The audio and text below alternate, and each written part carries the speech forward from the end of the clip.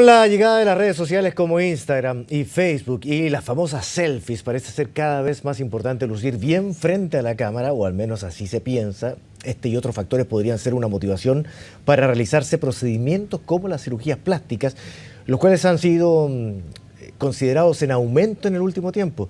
Y esto ha motivado iniciativas como la del Congreso colombiano, que dio a conocer la aprobación de una ley que busca precisamente la prohibición de estas intervenciones en adolescentes, a menos que tengan relación con el desarrollo de la personalidad.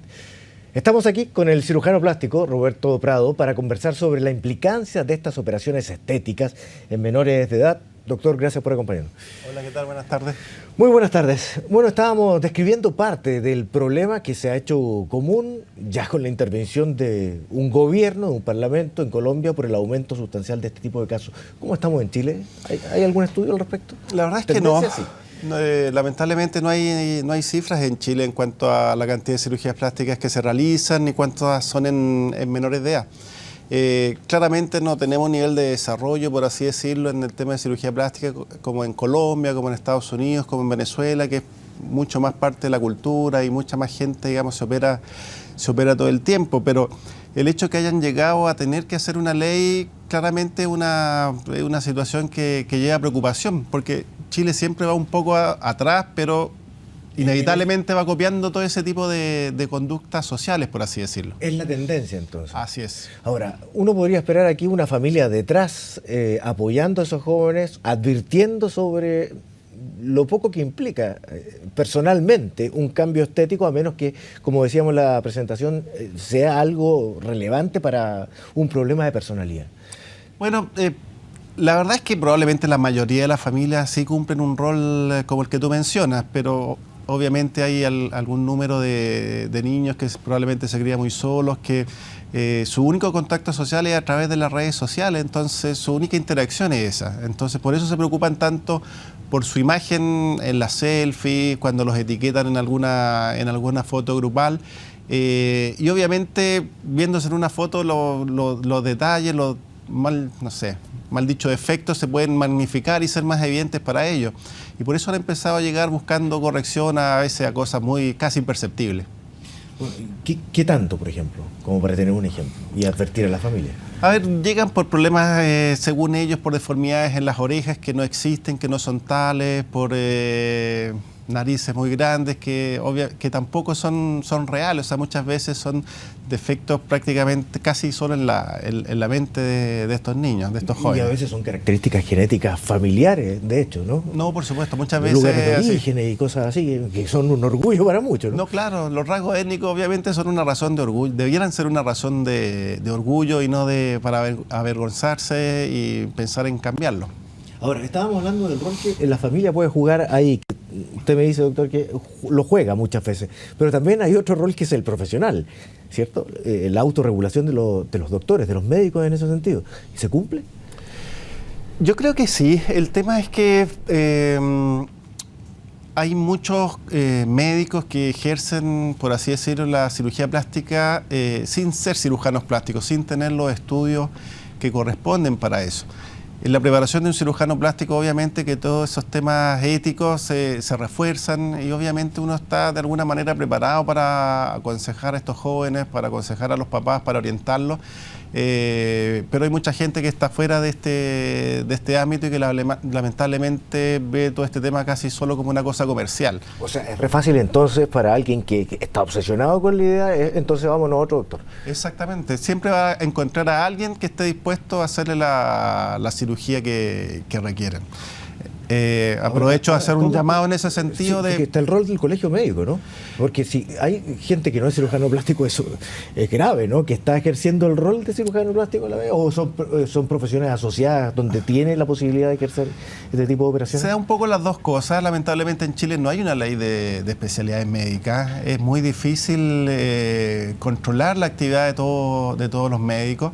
Y obviamente la gente común no tiene cómo saber si el doctor tiene puesto el letrero de cirujano plástico en su consulta, no duda de que así sea.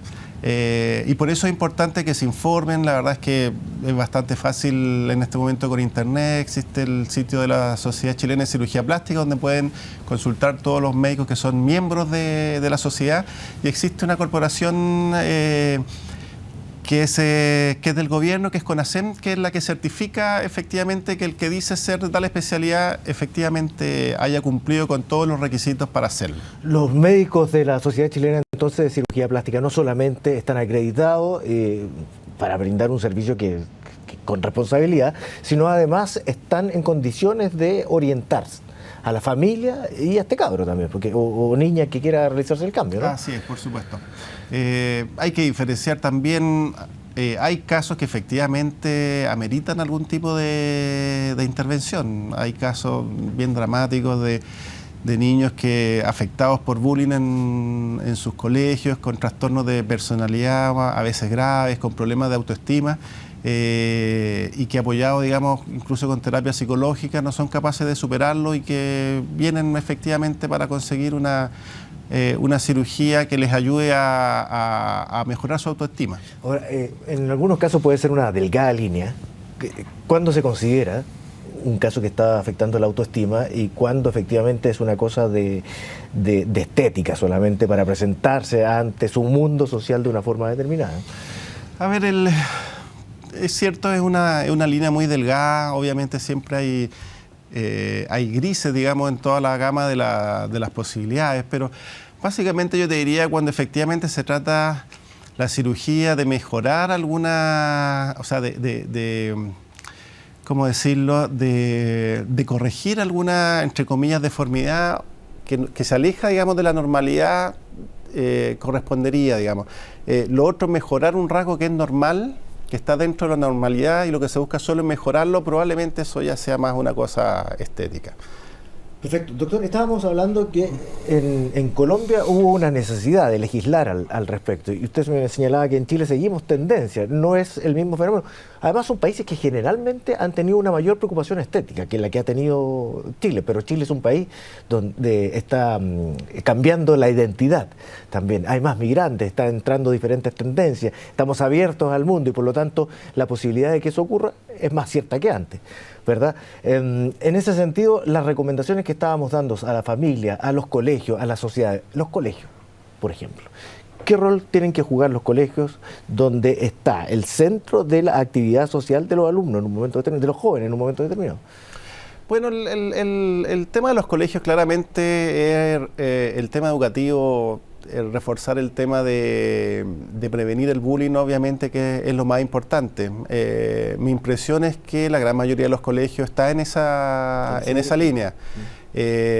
Hace educación a todos los niños y jóvenes acerca de las consecuencias del bullying, tratan de identificarlo y controlarlo precozmente. Así que en ese sentido, mi impresión es que los colegios en general están bien enfocados en ese tema.